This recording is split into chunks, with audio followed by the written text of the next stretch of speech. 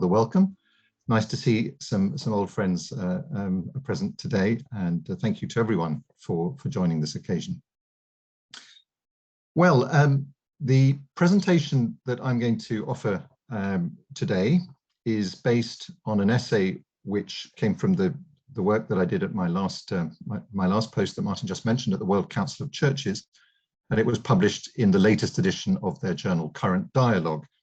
If you're interested in the details of what I cover, and I am going to mention a number of authors and publications and so on, these are all in that essay. So apologies, but I'm not going to provide slides or a handout because all the information is there, and we'll provide access to a PDF of that essay later in this session. So I hope that will meet all the practical requirements you might have. So that essay is in effect a massive book review, which kind of grew beyond my initial idea of what I might do in it, from just looking at a few volumes to one in which about 20 volumes are reviewed briefly, embarrassingly briefly in many cases. But in the end, I decided that for the exercise I was involved in, it would be very helpful to be able to show the broad sweep of Christian theological engagement with Islam, which is the field I was surveying. I also list at the end of the essay several other books there wasn't time or space to include. I aim to provide an impression of the very large amount of recent scholarly work in this field. And when I speak of Christian theological engagement with Islam, what I mean this can mean different things, including making Christian theological assessments of key features of Islam, such as the Qur'an, Muhammad. Conversely, it can mean, as you will see is the case with some of the books, being prompted by Islam or by relations with Muslims to reflect on and possibly re-express one's own Christian faith and practice. With a few exceptions, I focus on monographs published from 2016 to the present. So journal essays and edited volumes are largely overlooked. I should say there's also much writing with significant connections to the field I'm covering that I don't try to cover. For example, the hugely important multi-volume work edited by David Thomas and others, Christian-Muslim Relations, A Bibliographical History, which is continuing to be published, and some volumes of that have been published over the last few years. From that work, you can certainly learn much about the history of Christian theological engagement with Islam, but the focus of my essay and the project I hope to grow out of it is new works of theological engagement with Islam being written by Christians today. Of course, the writers I survey draw on Christian scholars of the past, and I will refer to this, but I think it'll become apparent just how much is being written in this field, and so why I defined my focus as I did. As it is, I've already bitten off far more than I can chew. So I'm going to mention key themes and distinctive features of some of the books, looking first at studies on Islam in general, before moving to specific topics such as the Quran or political theology. I'm going to begin with 3 general studies by Roman Catholics, 2 in German and 1 in French. So first, Klaus von Stosch, whose book is Herausforderung Islam, The Challenge of Islam. Von Stosch aims in this book to counteract negative stereotyping of Islam. He emphasizes commonalities with Christianity, and he asks what Christians can learn from Islam and how they should account for it theologically. His Muslim sources are broadly Sufi and liberal. He develops an account of Islam at ease with diversity and ambiguity, drawing especially on Muhammad Khurshid's writing on mercy and Naveed Kermani's emphasis on Islam's aesthetic dimension. You might know his book, God is Beautiful. Much in Islam, especially Salafism, is dismissed as distortion.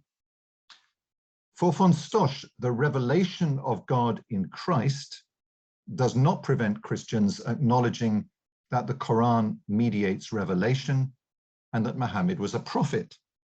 Christians, he says, can gratefully recognize Islam as a gift from the God of Jesus Christ. Christians and Muslims should open themselves to the beauty of God differently revealed in the crucified Jesus and in the recitation of the Quran. Now, many, both in the West and in the Muslim world, have greeted this volume enthusiastically. For example, it received an Iranian book prize. Others raised concerns, notably about von Stosch's selective approach to Islam, which he, however, acknowledges, and he defends it. Considered as a work of Catholic theology, von Stosch's book is unlike the next two I'll mention in that he hardly engages at all with the documents of Vatican II from the 1960s or other official Catholic writings or the substantial body of wider recent Catholic writing on Islam. He's in some ways in line with the earlier approach to Islam of Hans Küng, offering a radical Catholic approach going well beyond official teachings and not too much concerned to engage in any detail with the Catholic tradition. Next, I turn to a book by Anja Middelbeck-Warwick, Cum Aestimatione, Konturen einer christlichen Islamtheologie, Outlines of a Christian Theology of Islam. And that phrase, cum aestimatione, the Latin for with respect, indicates the author's intention to engage with the framework of official Catholic teaching, because that Latin phrase is from the Vatican II document Nostra Aetate. Middelbeck-Warwick mainly interacts with German Catholic colleagues, but significantly Hans Küng is mentioned only once and with serious reservations. Thorough discussions of the Qur'an, of Jesus, and of Muhammad are the book's core. In each case, the author presents Islamic perspectives and then Christian reflection. She's rather more cautious than von Stosch on the possibility of Christians recognizing the Qur'an as revelation and Muhammad as a prophet, carefully exploring the issues, but ultimately advocating respectful reserve on these points. She raises an important issue by arguing that positive modern developments in Christian-Jewish relations and in Christian theology of Israel, of the people of Israel, should also have positive implications for Christian theology of Islam, though without, she insists, eroding the foundational uniqueness of Jewish-Christian relations. Middelbeck-Warwick seeks to frame a respectful Christian theology of Islam while being guided by the criterion of the Christ event, about which Christians and Muslims disagree profoundly. So the complex challenge posed to Christian theology by Islam demands both faithful proclamation and humble willingness to learn. My abiding impression is of her willingness to live with that tension rather than slackening it, and of her patient exploration of it.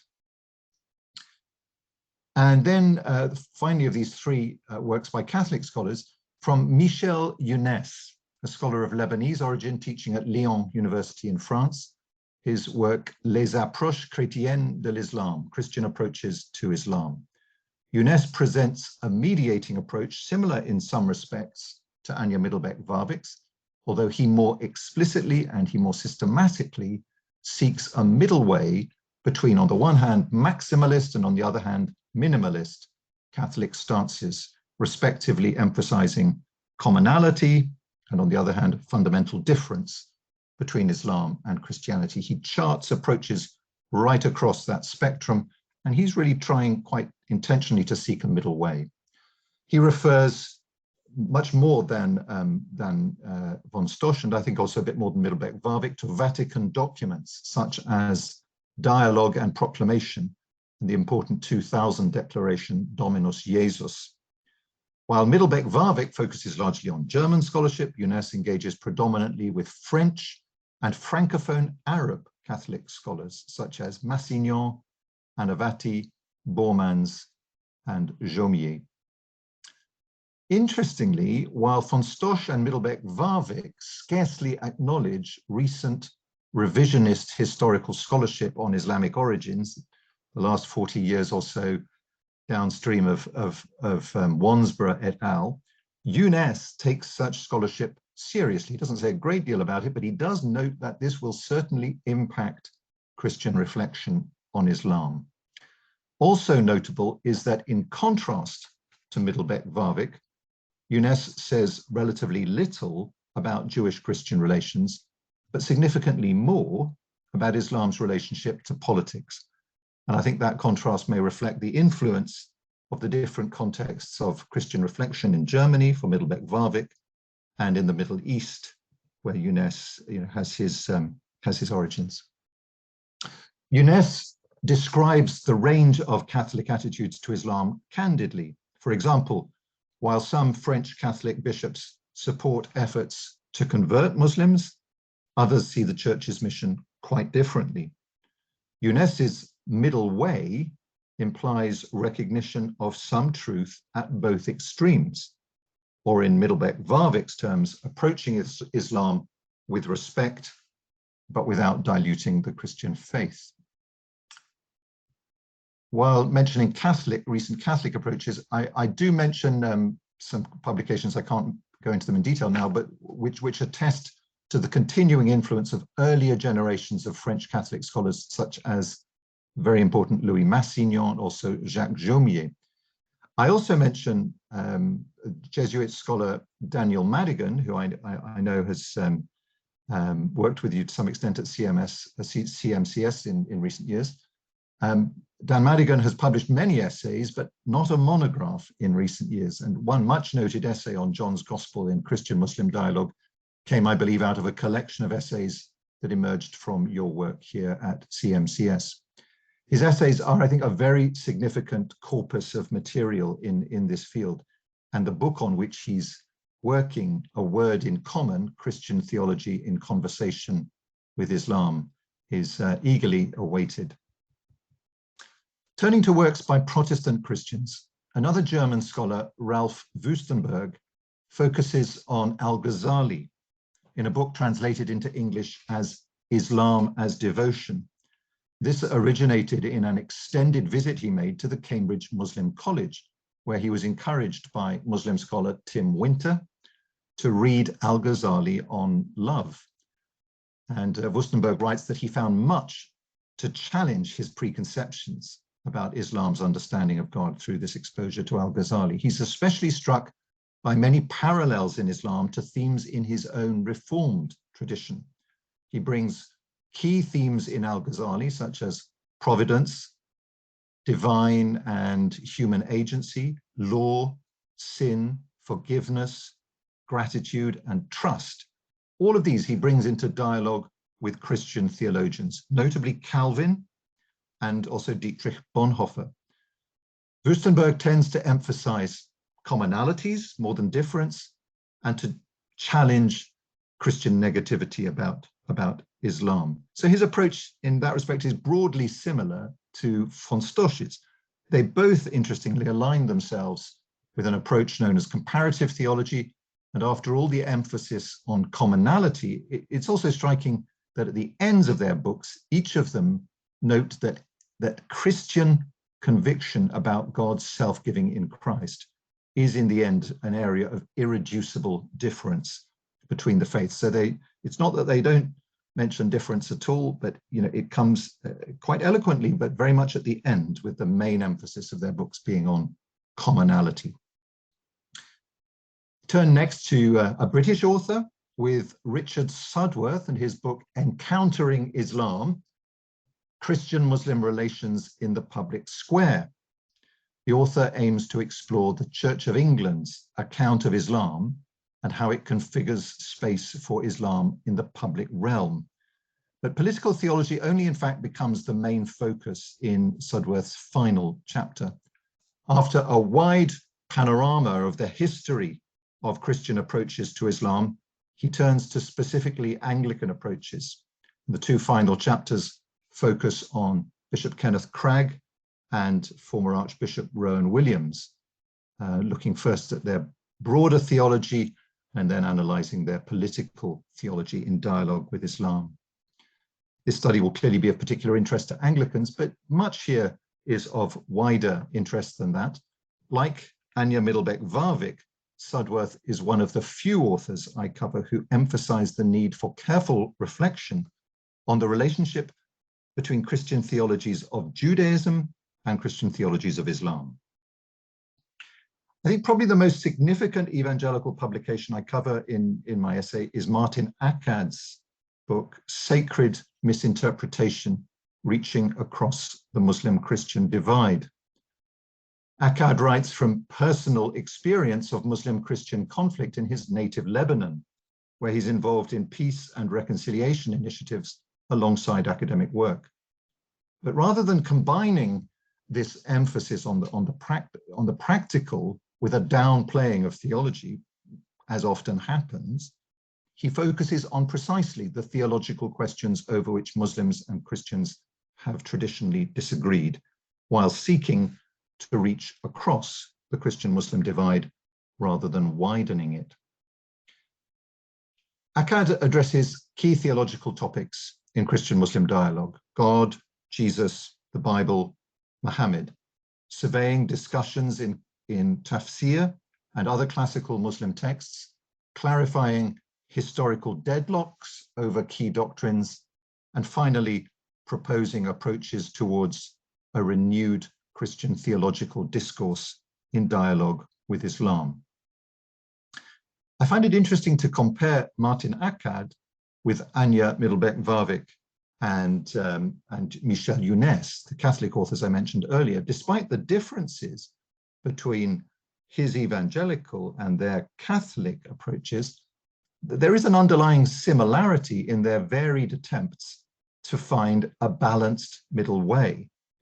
Akkad is also quite systematic about this. He defines his kerygmatic approach as a midpoint between, at one extreme, syncretistic, and at the other end of the spectrum, polemical approaches to Islam.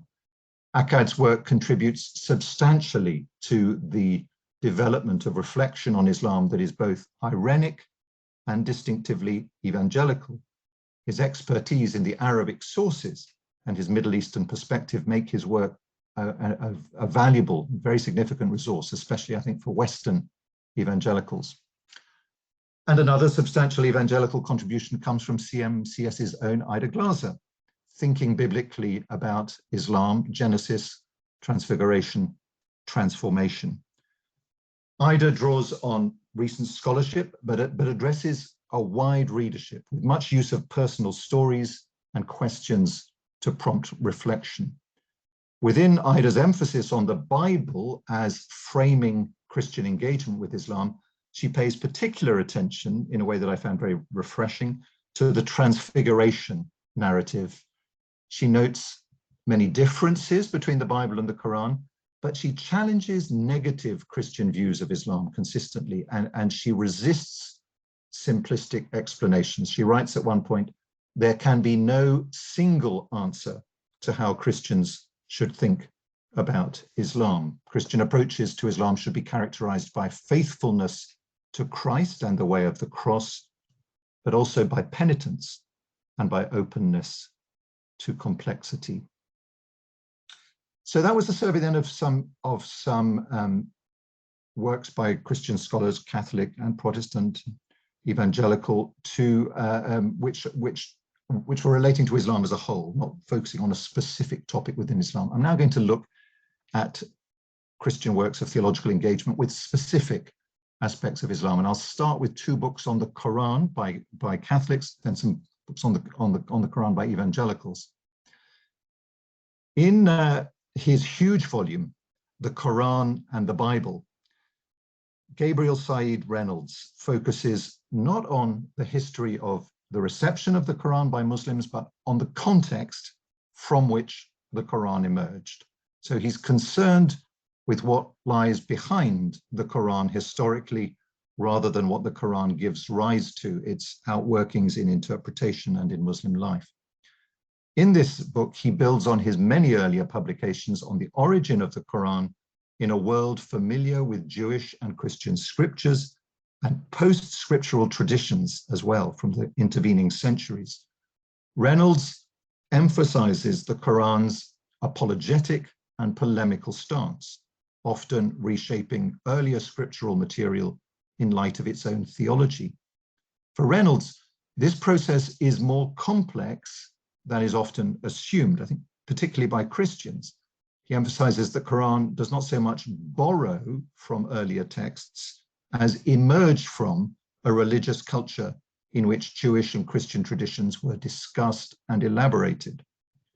This volume contains the whole Quran in English translation, interwoven along the way with references to biblical and post-biblical Jewish and Christian texts that help illuminate the sense, as he puts it, of the Quran.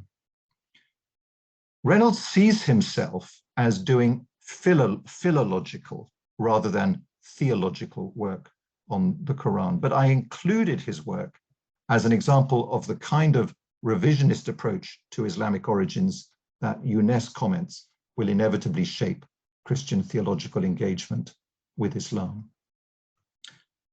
In contrast, in No Power Over God's Bounty, that's in itself a Quranic quotation, and this work is a substantial commentary on Quranic passages about the people of the book.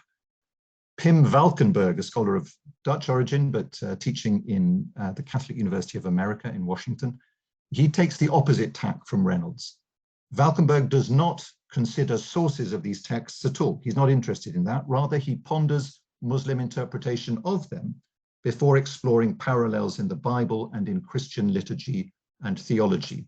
This sifting of resonances, as he terms his method, prompts varied reflections from Valkenburg, for example, on parallels between the Quran's criticism of Jewish rejection of Muhammad, and then in the New Testament, paralleling that, Paul's writing on Jewish rejection of Christ in Romans chapters 9 to 11.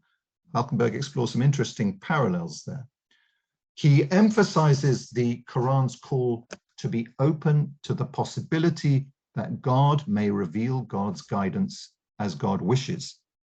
And he reflects on the need for right balance between our commitment as Christians to God's involvement with us embodied in Christ and our openness to other possible ways to find God. I'm going to turn next to three substantial evangelical studies on the Quran. In The Quran with Christian Commentary, Gordon Nickel provides the Quran translation by Arthur Droge with comments on selected verses and 20 short articles on various topics. This is another work written for a general readership, but informed by wide scholarship. Nickel has particular expertise on tahrif, the traditional Muslim understanding of the Bible as corrupted. He focuses attention on passages likely to interest non-Muslim readers in general and Christians in particular, quoting him there. So texts about Christ naturally attract attention, as do passages about fighting. The aim is to offer honest, robust Christian engagement with the Quran, especially where it contradicts Christian convictions, noting that the Quran's claims deserve careful consideration and a reasonable and amicable response. However, Nickel recognizes that his approach means that much in the Quran that is of great importance to Muslims is not discussed. It is important, therefore, I think, to note that the primary aim of this book is not to introduce Christians to what the Quran means for Muslims, but to reflect on what the Quran says about fundamental Christian concerns and other often highly sensitive issues. Mark Dury's book, The Quran and Its Biblical Reflexes, considers the question of theological continuity stroke discontinuity between the Bible and the Quran. He draws on an intriguing linguistic analogy, arguing that while the Quran borrows much from the Bible in terms of vocabulary, characters, and narratives, it does not inherit the Bible's deeper theological structures. That contrast between, he's drawing there on a contrast between what one language can, how one language can borrow from another language without fundamentally inheriting its deeper structures. Rather, he says, the Quran is a creative theological innovation which repurposes biblical materials to serve its own distinctive theological agenda.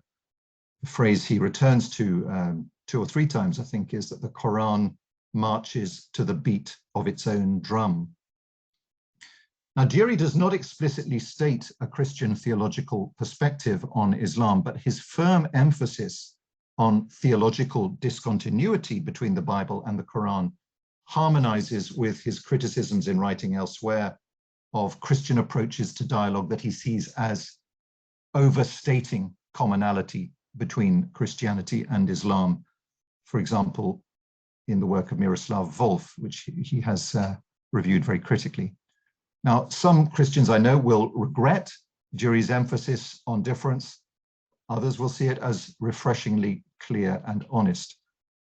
There is, however, no question about the quality and originality of his scholarship.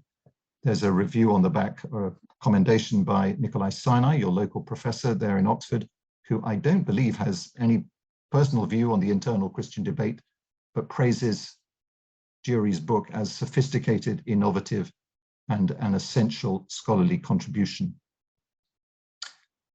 An evangelical approach with rather more emphasis on dialogue is offered by Mark Anderson in The Quran in Context, a Christian Exploration. Like the last 2 volumes, this discusses many points of fundamental difference, sometimes quite provocatively, but to a rather greater, or certainly more explicit extent. We also find with Anderson the hope that he has been, quotes, respectful of his Muslim brothers and sisters, and a concern to contribute to peaceable Christian-Muslim relations. The volume is bookended by 2 references to intriguing words from the Sufi poet Rumi. Out beyond ideas of wrongdoing and right doing, there is a field. I'll meet you there. And Anderson comments at the end of his work, only grace and humility can lead us to Rumi's judgment-free field, where we truly listen well. But that does not mean ceasing to be who we are or forsaking truth, end quotes.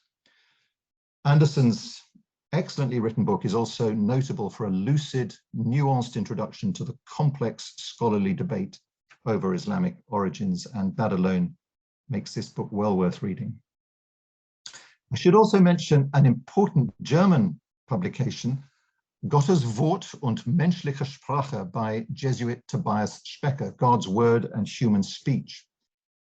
Specker does not focus directly on the Quran, but rather on the Islamic doctrine of the inimitability, the ijaz of the Quran, in dialogue with Christian theologies of revelation, which are of course quite different in many ways.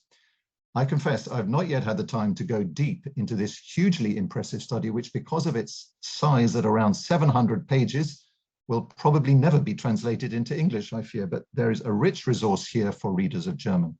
Specker discusses many significant thinkers, classical and modern, Muslim and Christian.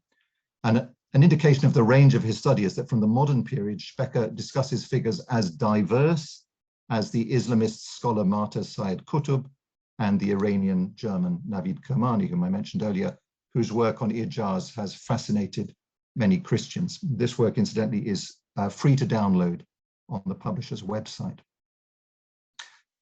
Christians have recently published much more on the Quran than on Muhammad. Indeed, the topic of Muhammad and Christian assessment of him has been described as, quotes, the most avoided question in Muslim-Christian relations.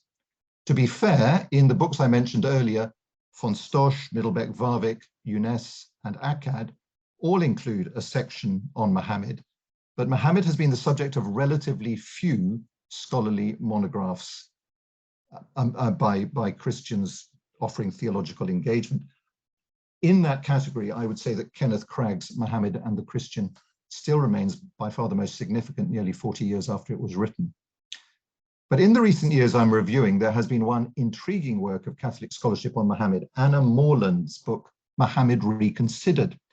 I must immediately add that this isn't really a book about Muhammad, and I think Morland would even says as much at one point, but rather it's an exercise in intra-Catholic discussion, drawing mainly on the account of prophecy given by Thomas Aquinas. So while Morland actually says rather little about Muhammad himself, she does provide fascinating insights into the intricate reasoning of a theologian seeking to affirm Islam as far as possible, while remaining faithful to a fairly traditional understanding of the Catholic faith. Rather more than in the field of study of Muhammad has been published in the fields of Christology and soteriology. I regret not yet having read another large work, this time in French, Le Christ Arabe, by another Lebanese Catholic, Mouchir Basile Aoun. I just mentioned one of the works I touch on in this field, Jesus in Muslim Christian Conversation, by British evangelical scholar Mark Beaumont, whose approach is informed by extensive scholarship, while also, like a number of other works I've mentioned, seeking to be very widely accessible. And I think he does a very good job of balancing scholarly work with accessibility. 10 chapters take us from the birth of Jesus to his second coming via miracles, the cross, and other topics, also discussing issues in contemporary Muslim-Christian relations such as violence and liberation theology. Through the format of conversation between imaginary Muslim and Christian interlocutors, Beaumont illustrates questions raised in both directions. For example, the Christian raises sensitive questions about the sources of the Quranic accounts of Jesus, while the Muslim asks some pretty probing questions about the relationship of the historical Jesus to different strands of the New Testament, drawing on scholarship that challenges traditional Christian theology. So, as well as articulating Christian beliefs with Muslim thinking in mind, Beaumont also prompts Christians to consider Muslim questions about Christianity. I'm going to turn now to a couple of studies in the field of law, politics, and public life.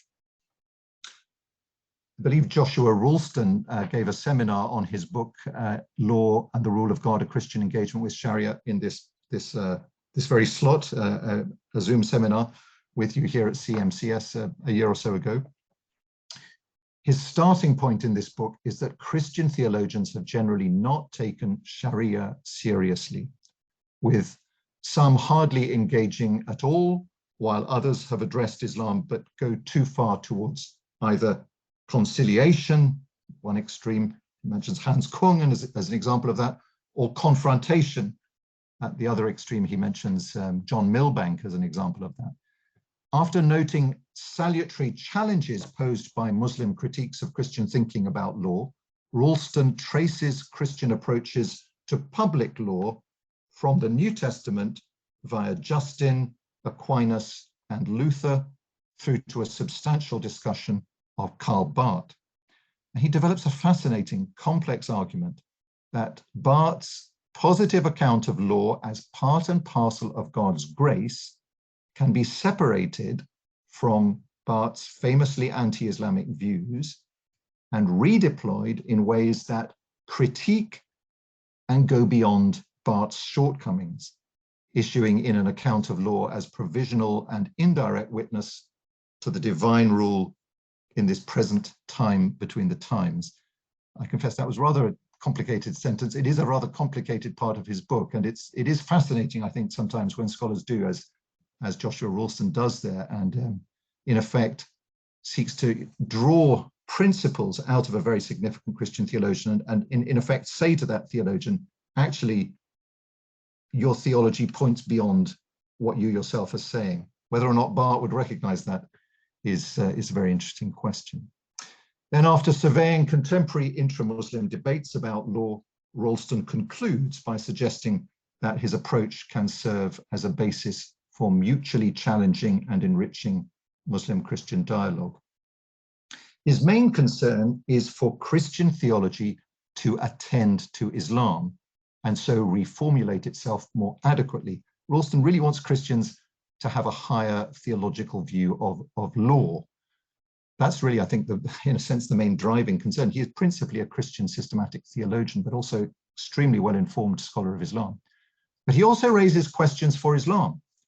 After noting what he would regard as encouraging developments among contemporary Muslim thinkers who affirm both divine and human sovereignty, he suggests that his Christian account of law could also serve usefully within Islamic discourse. Quoting him, claiming that Sharia might bear witness to God's rule without grasping the fullness of God's law is not foreign to the history of Islam. Refusing political theocracy by maintaining eschatological theocracy is a demand for intellectual humility when invoking God's law. Ralston insists that he is not here proposing a Christian-style secularization of Islam, and his argument, he says, is intended not as a compromise of central Islamic positions, but as a deeper affirmation of them. So it's a rich and complex work, which I strongly recommend. I'm going to, as it were, pay it the compliment of just leaving a few questions in the air that it raised for me. For example, does Ralston do enough to show how his account of the place of law within Christian theology sits with the deconstruction, the relativization, even the abolition of the law in much of the New Testament? Since for Barth, another question, since for Barth it is only in the light of Christ that law can be properly understood, what theological moves are involved in deriving from Karl Barth a positive Christian account of Islamic law in view of Islamic law's decidedly un-Christological character? That, I think, is the point that Karl Barth might register as a problem with Ralston's proposal. Another question concerns the distinctions Christian theology should maintain between Jewish and Islamic law, and more widely between Judaism and Islam, that question that comes up in a few of the studies I've been mentioning. Finally, a more general question I'd like to ask, which is one that would refer to many works of Christian engagement with Islam. I think, what is going on when, as Ralston does, a Christian theologian adopts a critical friend stance and offers pointers towards how Muslims might re-express their faith and practice? Putting that rather more crudely, should Christians make suggestions for how Islam might develop? And that's a question that arises from time to time in this field. Kenneth Cragg, for example, was accused by some Muslims of seeking to, quote, Christianize Islam in some of his writing. Ralston seems alert to the possibility of a similar accusation being leveled against him when he comments, as I mentioned earlier, that he's not proposing a Christian-style secularization of Islam.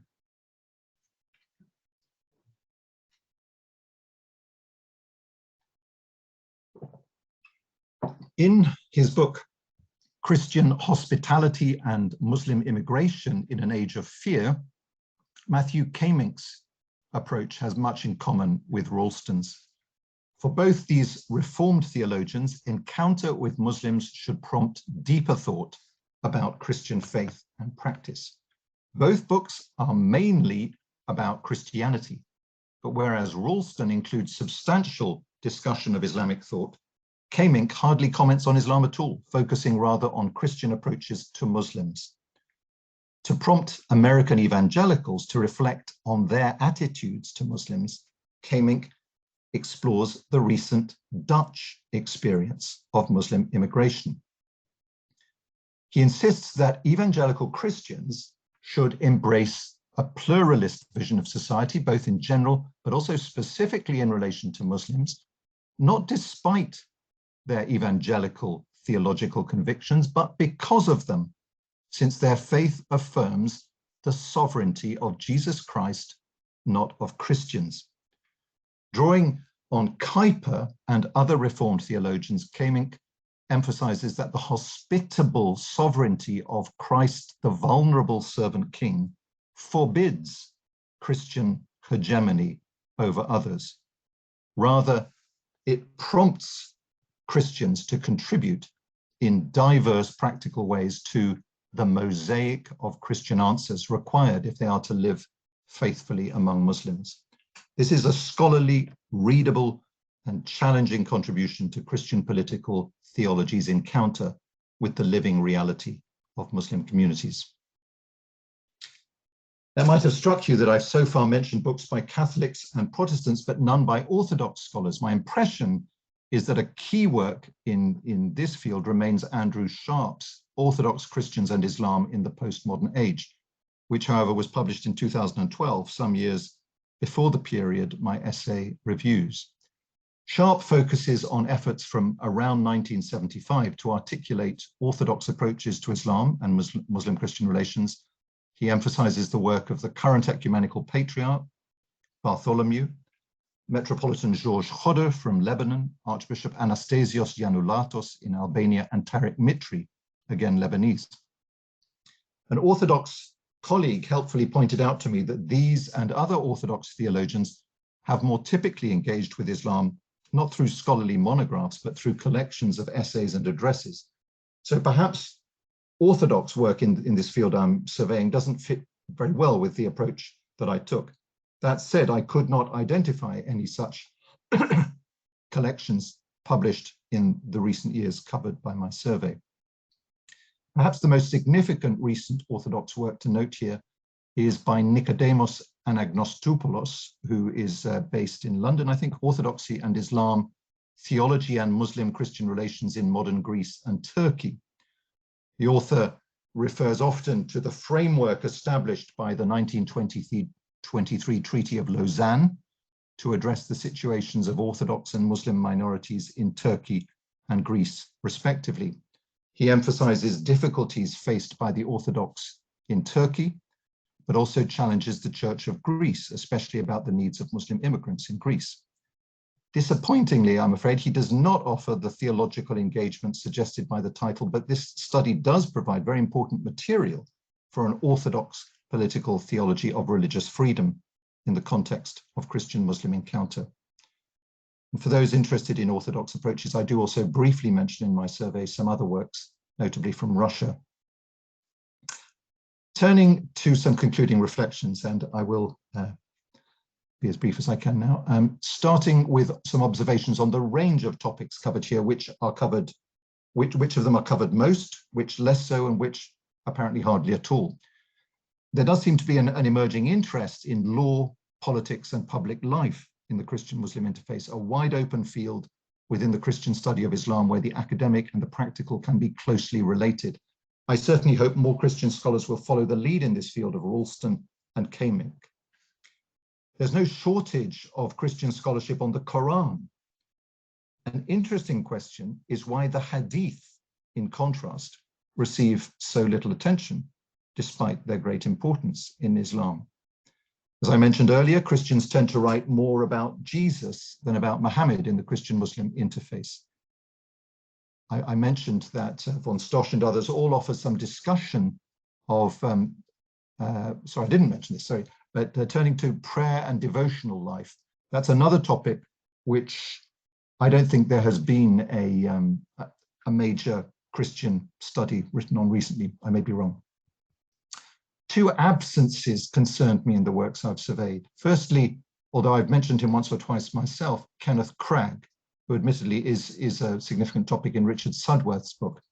His 1984 study, Muhammad and the Christian, as I mentioned, is one of many that I think continue to offer valuable resources in this field. I saw titles by Cragg in one or two bibliographies, but little real engagement with his legacy, which I regret very much, though admittedly his English can be quite challenging at times. Another serious absence is the more recent work of Catholic scholar Sidney Griffith, which is particularly relevant to the very important discussion that emerges in a lot of these books of what kind of Christianity it is that the Quran criticizes. The idea, which one often encounters, that the Quran and Muhammad only rejected unorthodox sectarian forms of Christianity has obvious attractions. But Griffith has argued very persuasively that this idea has no historical basis. I was very sorry to see so little reference to his work, especially to his very impressive 2012 study, The Bible in Arabic. A wider point. Scholarly work of the kind I've discussed appears at present to be largely a Western Christian activity. Now, why is this? Well, a few thoughts. The fact that Christian-Muslim encounter remains a comparatively recent experience in the West may explain the greater need felt in Western churches than elsewhere in the world for a theological framework for this encounter. In other words, maybe the West is catching up. But from a different perspective, one may wonder whether a key fact is that in Western countries, it's frankly relatively easy for non-Muslims to publish their reflections on Islam, even when these diverge sharply from Muslim perspectives. In contrast, Christians elsewhere in the world, particularly Muslim majority contexts, often live in long-established patterns of Muslim coexistence that do not encourage the kind of Christian scholarship surveyed here.